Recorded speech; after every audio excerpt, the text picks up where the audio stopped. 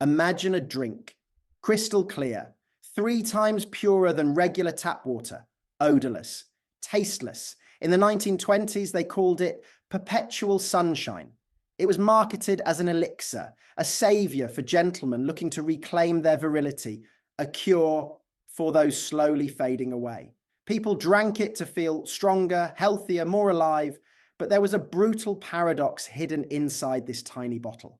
The very thing that makes you feel full of energy today is exactly what will corrode your bones tomorrow. It doesn't kill you instantly. It waits. It seeps into every bone cell, lying dormant, glowing inside you until your body parts simply begin to fall off. Welcome to one of the darkest chapters in modern medical history, the story of a millionaire, a bottle of holy water, and the price paid when humanity mistakes poison for a miracle cure. To understand this tragedy, we must rewind time to the era between 1918 and 1928. This was an age where science was exploding, but safety regulations were virtually non-existent. Back then, radiation was not viewed as a danger. Conversely, it was worshipped as magic. Marie Curie had just discovered radium, and the world went mad for it. People believed the energy emitting from radium could stimulate the endocrine system, wake up dormant cells, and revitalize life itself. And in the midst of this fever, a man named William J.A. Bailey appeared. Bailey marketed himself as a doctor of medicine, a graduate from Vienna, the cradle of global medicine at the time. The truth, Bailey never set foot in a Vienna medical school. He was a Harvard dropout, no degree, no formal medical training, just a mind full of con man tactics. In East Orange, New Jersey, Bailey founded Bailey Radium Laboratories. His flagship product, Radithor. The formula for Radithor sounded scientific, but it was simple and lethal. Triple-distilled water, laced with at least 1 microcurie of radium-226 and radium-228 isotopes in every bottle. Bailey wasn't selling water, he was selling hope. Radithor was advertised as a cure for the living dead. It claimed to treat over 150 different ailments, from indigestion and high blood pressure to the condition gentlemen feared most, impotence. With an exorbitant price tag, Radithor became a symbol of the elite. Only the wealthy could afford to poison themselves in such luxury. And Bailey's most famous victim, the man who would become the gruesome proof of Radithor's cruelty, was Eben Byers. Eben Byers was no fool. He was a wealthy steel tycoon in Pittsburgh, she's 51 years old, and an amateur golf champion. He was the very image of success and health. In 1927, following an arm injury, Byers was recommended to try Radithor. At first, the effects seemed real. Byers felt a rush of new vitality coursing through him. He felt healthy, euphoric, his muscles feeling toned up. But my friends, that feeling wasn't healing. It was the placebo effect, or perhaps a temporary stimulation from mild radiation poisoning, a phenomenon known as radiation hormesis. Byers believed in the feeling so intensely that he became a Radithor zealot. He didn't just drink 1 bottle, he drank it instead of water.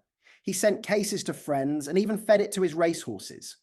From 1927 to 1930, Eben Byers consumed approximately 100 bottles of Radithor.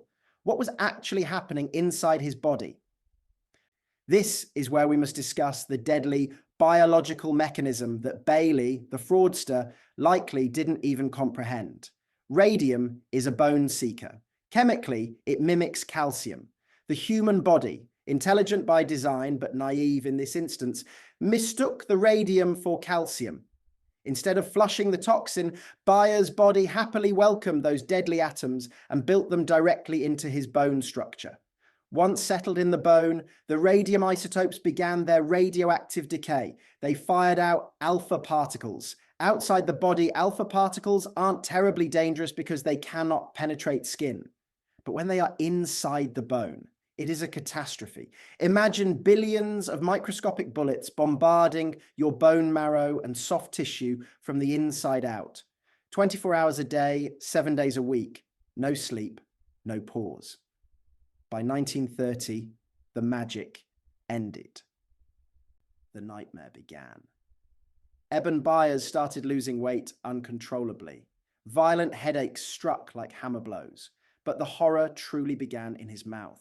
First, his teeth began to fall out, not from impact, not from decay. They detached smoothly, painlessly, and strangely. Without bleeding at first, that was the clinical sign that the vascular tissue feeding the bone had been totally annihilated. But that silence was the calm before the storm. Then came the bone pain, deep in the marrow. Doctors call this condition radiation osteitis. Byers' bones weren't breaking. They were disintegrating. The bone structure lost its integrity, becoming brittle, porous, and beginning to necrose on a massive scale. Prepare yourself for what I am about to describe. This is the clinical reality of the case, unembellished, yet enough to make anyone shudder. Byers' maxilla and mandible began to die. They ulcerated, infected, and came loose. To stop the necrosis from spreading and killing him instantly, surgeons were forced to make a brutal decision. They surgically removed his entire upper jaw and the majority of his lower jaw. Visualize the face of a man with no jaw, unable to speak normally, unable to eat, his facial structure completely deformed. But the horror didn't stop there. Holes began to appear in his cranium. His skull thinned and became perforated like wood eaten by termites. The pain was described as excruciating, absolute agony that could not be controlled. Conventional anesthetics were used, but no painkiller of that era could soothe the burning deep within the marrow, where alpha particles continued their bombardment every single second. And the greatest tragedy, Eben Byers' mind remained perfectly intact. He wasn't insane. He wasn't in a coma. He was wide awake. He lay there, fully aware that his body was dissolving. He witnessed himself rot while still alive. A brilliant mind trapped in a corpse that was self-destructing, fueled by the very holy water he once praised. In April 1932, the Wall Street Journal ran a satirical yet heartbreaking headline that became legendary. The radium water worked fine until his jaw came off. But public attention came too late for Byers. On March 31st, 1932, at Doctors' Hospital in Manhattan, Eben Byers took his final breath. The official cause of death, radium poisoning, leading to multiple cancers and pneumonia. Byers' gruesome death shocked America. It was the hammer blow that ended the era of radioactive patent medicines. The Federal Trade Commission issued a cease and desist order against Bailey Radium Laboratories in December 1931, just before Byers died. This event became the primary catalyst, forcing the government to expand the powers of the FDA, leading to the Federal Food, Drug, and Cosmetic Act of 1938, laws that still protect us today. And what of the villain, William J.A. Bailey? He was never charged with murder. He became wealthy selling Radithor. After his company was shut down, he simply moved on to other radium projects. But justice, in a poetic sense, found him. Bailey died of bladder cancer in 1949, a death believed to be the consequence of long-term exposure to the radiation he worshipped. But Eben Byers' story didn't end when he was buried. Remember the biological mechanism I mentioned? The half-life of radium-226 is 6 in 600 years. 1,600 years. When Byers was buried, his body couldn't decompose naturally. It was a living source of radiation.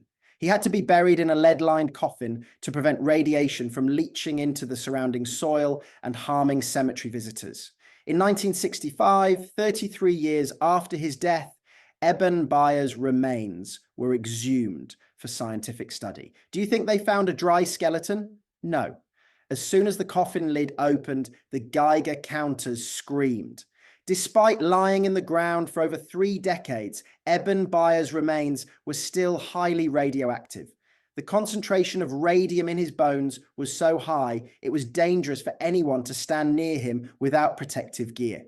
He had drunk perpetual sunshine, and in the most literal, terrifying sense, he was effectively glowing in the eternal darkness of the earth.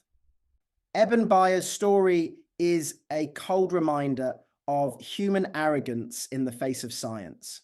Sometimes what we believe to be a miracle is simply a death sentence wrapped in sugar.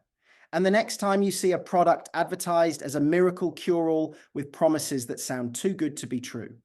Remember the man who lost his jaw because he trusted a bottle of glowing water. Thank you for listening to today's story. If you found this video interesting, don't forget to like and subscribe to explore more dark corners of history with us. Sleep well and be careful what you drink.